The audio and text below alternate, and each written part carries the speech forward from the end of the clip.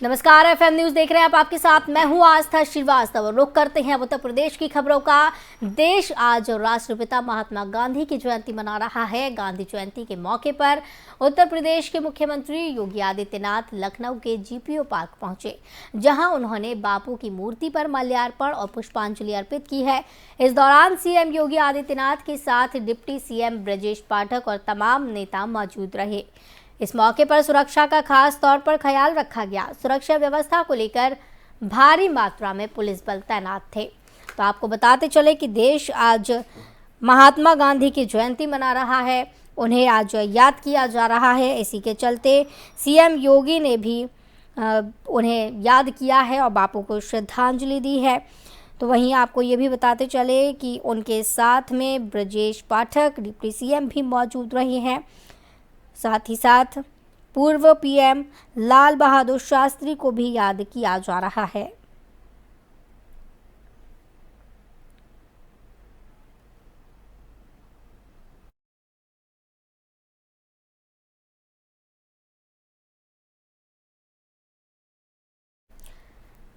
तो मुख्यमंत्री योगी आदित्यनाथ ने गांधी जयंती के अवसर पर गांधी और शास्त्री जी को पुष्पांजलि अर्पित की है और लोगों से 1 जुलाई एक उत्पाद योजना को कामयाब बनाने की भी अपील की है। वहीं आपको बताते चले कि पूरा देश आज उन्हें याद कर रहा है। इस मौके पर सीएम योगी ने चरखा भी चलाया है, एक खादी वस्त्र का इस्तेमाल करने की अपील की है। साथ ही साथ आपको बताते चले कि योगी आदित्यनाथ ने श्रद्धांजलि अर्पित की है दोनों ही दिग्गजों को। पूरा देश आज याद कर रहा है पूर्व पीएम और महात्मा गांधी को, उनके योगदान को याद कर रहा है। देश में जिस समय प्रधानमंत्री रहे हैं लाल बहादुर शास्त्री, उस दौरान उनके योगदान को याद किया जा रहा है, उनके सरल स्वभाव को याद किया जा रहा है और पूरा देश श्रद्धांजलि अर्पित कर रहा है। जीपीओ पार्क में बापू की मूर्ति पर माल्यार्पण किया गया है। लाल बहादुर शास्त्री की प्रतिमा पर पुष्पांजलि अर्पित की गई है। तो वहीं आपको बता दें कि अपने मंत्रिमंडल के सहयोगियों के साथ योगी आदित्यनाथ ने राष्ट्रपिता महात्मा गांधी और जय जवान जय किसान का नारा भी बुलंद करने वाले लाल बहादुर शास्त्री की प्रतिमा पर पुष्पांजलि अर्पित की है। योगी आदित्यनाथ ने लखनऊ के हजरतगंज में जीपीओ पार्क प्रांगण में महात्मा गांधी की प्रतिमा पर उनको नमन करने के बाद हजरतगंज के ही खादी भवन में आयोजित कार्यक्रम में देश की आज़ादी में उनके योगदान पर प्रकाश डाला है। महात्मा गांधी की जयंती पर आज सीएम योगी आदित्यनाथ ने जीपीओ पार्क में माल्यार्पण किया। ब्रजेश पाठक मौजूद थे साथ ही साथ उनके साथ कैबिनेट मंत्री स्वतंत्र देव और AK शर्मा भी मौजूद थे। विधायक आशुतोष टंडन के साथ लखनऊ की मेयर संयुक्ता भाटिया ने भी जीपीओ पार्क में बापू के प्रिय भक्तजनों को सुना है।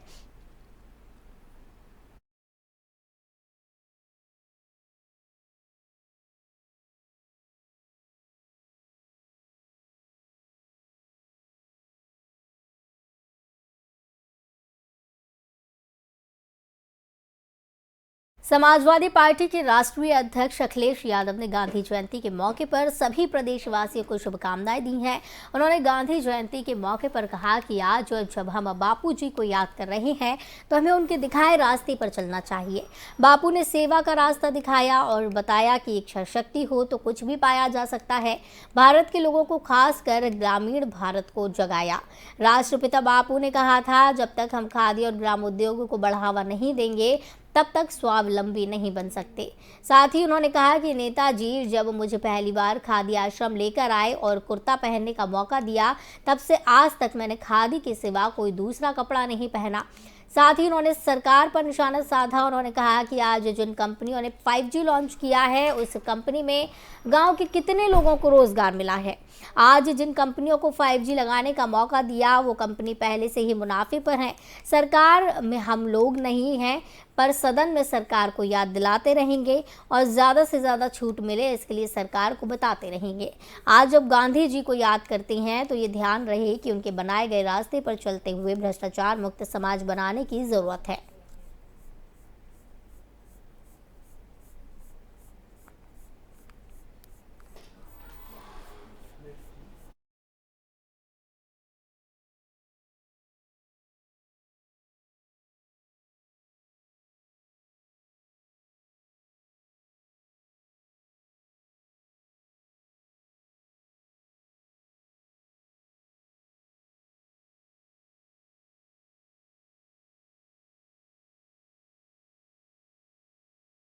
आज गवर्नर आनंदीबेन पटेल शाहजहांपुर दौरे पर हैं। गांधी जयंती के अवसर पर रोजा के विनोबा सेवा आश्रम में कई कार्यक्रमों में हिस्सा लेंगी।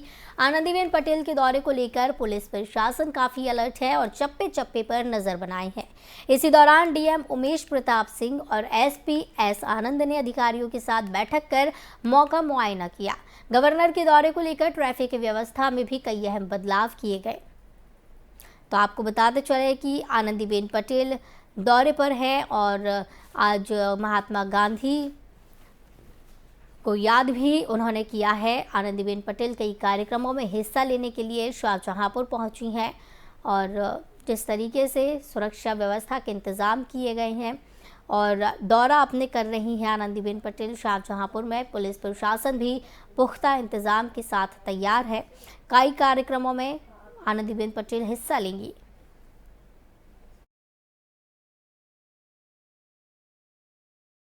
राज्यपाल शाहजहांपुर में आ रही हैं, क्या तैयारी है, किस तरीके से सुरक्षा व्यवस्था? जी, महामहिम राज्यपाल महोदया का आगमन यहाँ 2 अक्टूबर को है। ये 10:45 पे रोजा जो पावर प्लांट है वहाँ स्थित हेलीपैड पे आएंगी। पहले वहाँ से ये बड़तारा जहाँ पे विनोबा भावे जी का आश्रम है वहाँ ये जाएंगी। वहाँ से फिर चीतेपुर एक गाँव है वहाँ उनका कार्यक्रम है। काफ़ी लंबा रूट है, इसके लिए हम लोगों ने हम और डीएम साहब ने भी पूरा रूट का भ्रमण किया। उसके बाद फिर आज फिर हम इसमें सिटी साहब ने पूरा रूट का भ्रमण किया है और ये सुनिश्चित कराया जाएगा कि यातायात व्यवस्था बहुत समय तक अवरुद्ध भी ना हो और महामहिम का जो फ्लीट है वो सुगमता से अपने गंतव्य तक पहुँचे। देश के उप मुख्यमंत्री केशव प्रसाद मौर्य ने गांधी जयंती की शुभकामनाएं दी हैं। उन्होंने कहा कि गांधी जयंती पर आज देशवासी और प्रदेशवासियों को शुभकामनाएं। 17 सितंबर को प्रधानमंत्री नरेंद्र मोदी का जन्मदिवस से 2 अक्टूबर तक बीजेपी इसे सेवा पखवाड़े के रूप में मना रही है। साथ ही उन्होंने कहा कि भारतीय जनता पार्टी के कार्यकर्ता आज खादी आश्रम से सामान ले रही हैं। खादी के वस्त्रों को खरीदने से रोजगार को बढ़ावा मिलेगा। साथ ही उन्होंने कहा कि आज लाल बहादुर शास्त्री की भी जयंती है, उनको भी नमन करता हूं। शास्त्री जी ने जय जवान जय किसान का नारा देकर देश के लोगों को जोड़ने का काम किया। लखनऊ से मैं चूँकि आपसे बात कर रहा हूँ, यह पूज्य अटल बिहारी वाजपेयी जी जो भारत रत्न हैं उनकी कर्मभूमि रही है। उन्होंने जय जवान जय किसान के साथ जय विज्ञान जोड़ा और देश के वर्तमान प्रधानमंत्री माननीय श्री नरेंद्र मोदी जी ने जय जवान जय किसान जय विज्ञान और जय अनुसंधान जोड़ने का काम किया। इन दोनों महापुरुषों ने जो प्रेरणा दी है, कब उन्होंने क्या कहा है, आज़ादी के अमृतकाल में जिस प्रकार से पूरा देश अपने इन महान स्वतंत्रता संग्राम सेनानियों को नमन करता है और जिस प्रकार से आज राष्ट्रपिता महात्मा गांधी जी और देश के पूर्व प्रधानमंत्री भारत रत्न श्रद्धेय शास्त्री जी को नमन करने का कार्यक्रम है, यह अपने आप में बहुत बड़ी बात है कि देश आज अपने पूर्वजों को भी याद कर रहा है, अपने महोत्सव वर्ष पर याद कर रहा है, 2 अक्टूबर को याद कर रहा है। मैं आज के दिन सभी को शुभकामनाएं देता हूं और सबसे अपील करता हूं, बापू का जो सपना था, चाहे वह हिंसा के आधार पर देश को आगे बढ़ाने का रहा हो और चाहे ग्राम स्वराज्य का रहा हो, चाहे स्वच्छता का रहा हो, और जो श्रद्धेय शास्त्री जी का सपना था वह सब माननीय नरेंद्र मोदी जी के नेतृत्व में, उत्तर प्रदेश में आदरणीय योगी जी के नेतृत्व में भारतीय जनता पार्टी की सरकार के द्वारा पूरा करने का काम किया जा रहा है। सबसे अपील है, लखनऊ से महोबा जनपद के खन्ना टोल प्लाजा के पास तेज रफ्तार एक ट्रक ने ऑटो को जोरदार टक्कर मार दी। टक्कर इतनी तेज थी कि ऑटो एक कार से भी टकरा गई। इस सड़क हादसे में ऑटो में सवार 8 लोग घायल हुए। सभी को एम्बुलेंस से जिला अस्पताल इलाज के लिए लाया गया, जिनमें 2 की हालत नाजुक है। डॉक्टरों ने झांसी मेडिकल उन्हें रेफर कर दिया है। सूचना मिलते ही घायलों के परिजन भी अस्पताल पहुंचे। पुलिस ने आरोपी चालक को ट्रक सहित हिरासत में लिया। बताया जाता है कि ऑटो में सवार यात्री हमीरपुर जनपद के मोहदा की ओर जा रहे थे। तभी टोल प्लाजा के पास अचानक पीछे से आ रहे तेज रफ्तार ट्रक ने ऑटो में जोरदार टक्कर मार दी। टक्कर इतनी भीषण थी कि ऑटो सीधा एक कार से जा टकराया।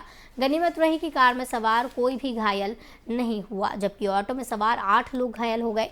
सभी घायलों का इलाज महोबा के जिला अस्पताल में डॉक्टरों की देखरेख में चल रहा है। घायलों में निजामुद्दीन, मूलचंद, रीता, शकील और कुसुम आदि लोग हैं। सभी का इलाज जिला अस्पताल में किया जा रहा है, जबकि 2 लोगों को झांसी मेडिकल भेजा गया है।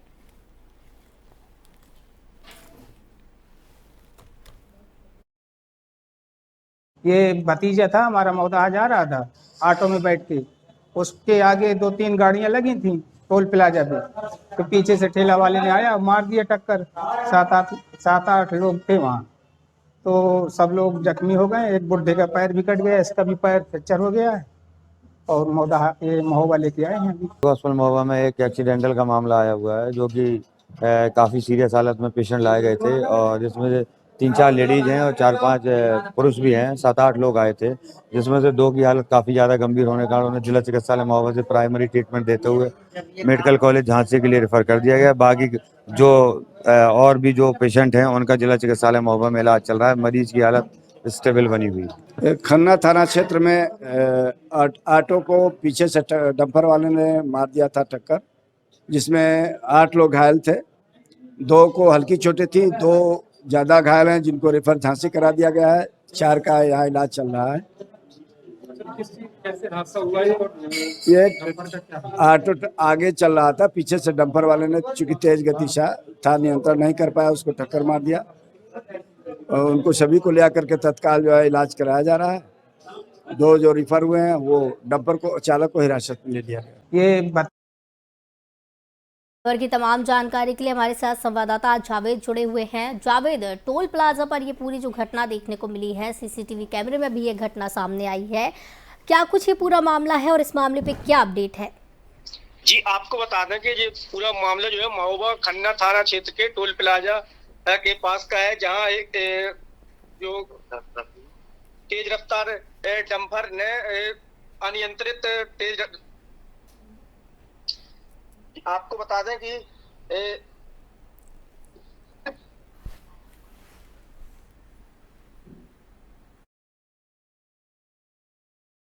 जी जावेद।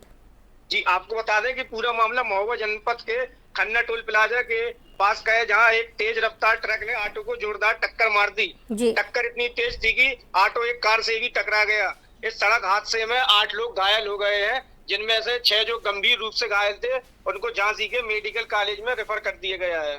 जी, और इस मामले में पुलिस प्रशासन का क्या कुछ कहना है, क्या जांच चल रही है इस पर? पुलिस प्रशासन तत्काल मौके पर मौजूद जब सीओ सिटी से बात की, तो उन्होंने बताया कि जो डंपर है उसके ब्रेक फेल होने से ये हादसा हो गया है, इसकी जांच की जाएगी। लेकिन सबसे बड़ा सवाल ये उठता है कि इतनी बड़ी गलती कैसे हुई, क्योंकि इस दौरान जब ऑटो से टकराया, ऑटो में भी 8 लोगों की मौत बताई जा रही है, लेकिन ये गलती किस तरीके से हुई? क्या जब डंपर को शुरू किया गया था, जब क्या पहले से चेक नहीं किया गया था? आपको बता दें कि जो ये मामला था ये डंपर के ब्रेक फेल होने से हुआ है। बहुत बहुत धन्यवाद जावेद हमारे साथ जुड़ने के लिए और इस खबर की तमाम जानकारी के लिए।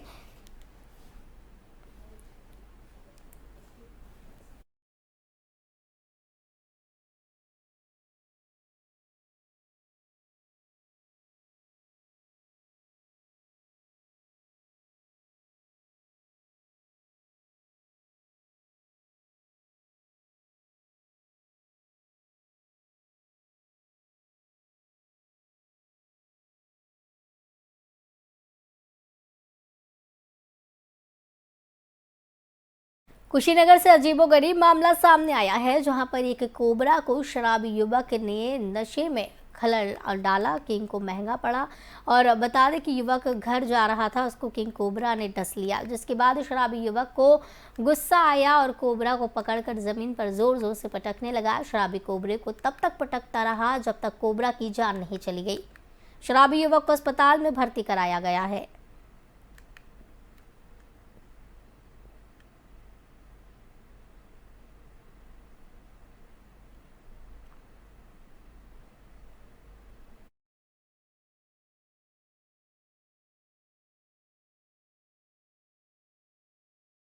बदायूं के राजकीय मेडिकल कॉलेज से दवाइयां खत्म होने का मामला सामने आया है। अस्पताल में दवाइयां उपलब्ध नहीं है। जिला अस्पताल से दवाइयां मंगाई जाती हैं और जिसके बदले में जिला अस्पताल के लिए ग्लूकोज की बोतलें देता है।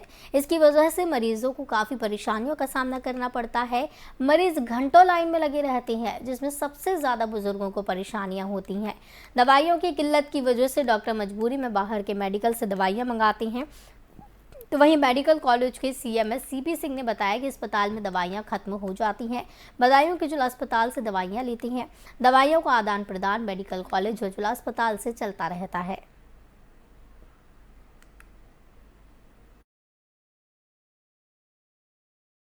ये कोई विशेष मामला नहीं था।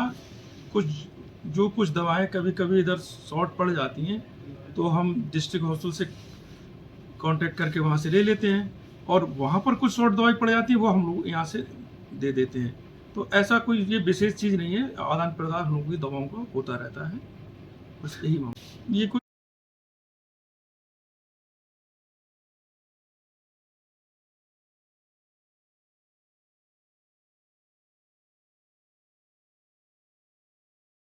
देश में स्वतंत्रता दिवस, गणतंत्र दिवस के साथ ही गांधी जयंती को भी राष्ट्रीय पर्व के रूप में मनाया जाता है। आज दिल्ली स्थित राजघाट की गांधी समाधि की तरह ही पहचान रखने वाली रामपुर की गांधी समाधि पर बापू की जयंती के अवसर पर सांसद घनश्याम सिंह लोधी की अगुवाई में कार्यक्रमों का आयोजन किया गया। राष्ट्रपिता महात्मा गांधी और पूर्व प्रधानमंत्री लाल बहादुर शास्त्री का जन्म 2 अक्टूबर को हुआ था। देश के इन दोनों ही महापुरुषों ने अपने अपने समय में महत्वपूर्ण योगदान दिया, जिसको देशवासी कभी नहीं भुला सकते, और इसी को लेकर हर साल दोनों ही महापुरुषों की जयंती मनाई जाती है। रामपुर में इसका खास महत्व है, जिसका बहुत बड़ा कारण ये है कि यहाँ पर दिल्ली के राजघाट की तरह गांधी समाधि मौजूद है। इस लिहाज से यहाँ का महत्व इतिहास के पन्नों की गहराई में समाया रहता है। रामपुर के सांसद घनश्याम सिंह लोधी की अगुवाई में गांधी समाधि पहुंचकर बापू को पुष्पांजलि दी गई। इस दौरान कई गणमान्य लोग मौजूद रहे।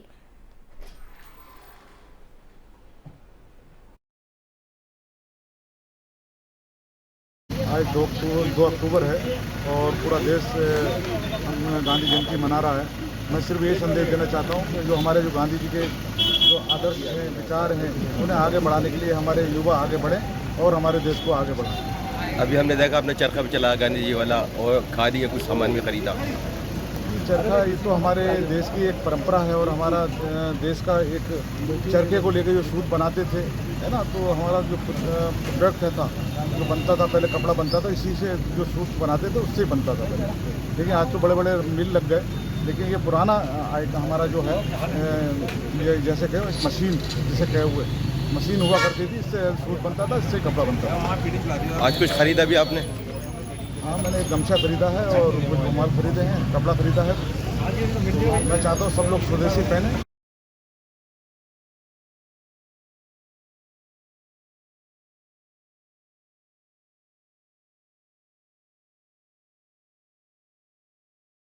इटावा में यूपी और एमपी की सीमा को जोड़ने वाला चंबल नदी का पुल क्षतिग्रस्त हो गया था, जिसका निर्माण कार्य चल रहा है। डीएम के आदेश पर पुल निर्माण की अवधि को और बढ़ा दिया गया है और अब तक ये पुल 15 अक्टूबर तक बंद रहेगा। डीएम अवनीश कुमार ने बताया कि यूपी एमपी को जोड़ने वाले इन पुल को चुस्त दुरुस्त कराने के लिए एक निजी कंपनी को इसकी मरम्मत कराने का टेंडर दिया था और इस पुल को पहले 3 अक्टूबर तक बंद किया था, लेकिन मरम्मत कार्य पूरा न होने के चलते इसकी अवधि को बढ़ाकर 15 अक्टूबर कर दिया गया है।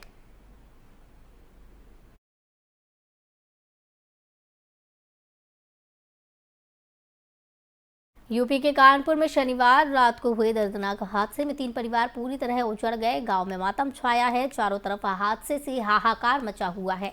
घाटमपुर के कोरथा गांव के रहने वाले 26 लोगों की एक साथ मौत हो गई। ये सभी गांव में रहने वाले राजू के 7 वर्षीय बेटे अभी के मुंडन संस्कार में शामिल होने के लिए गए थे।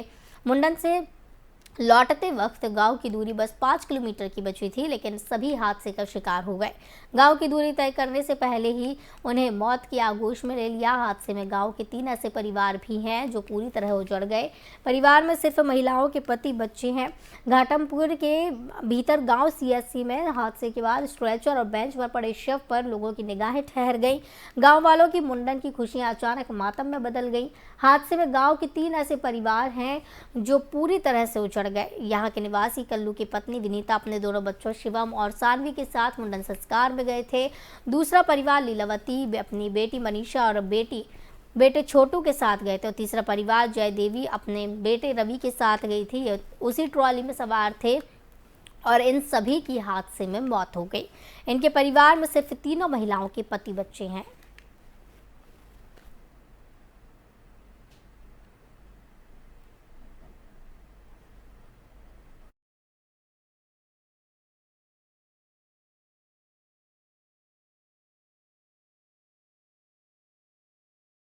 खबरों का सिलसिला लगातार जारी रहेगा। इस बुलेटिन में फिलहाल इतना ही। मुझे दीजिए इजाजत। नमस्कार।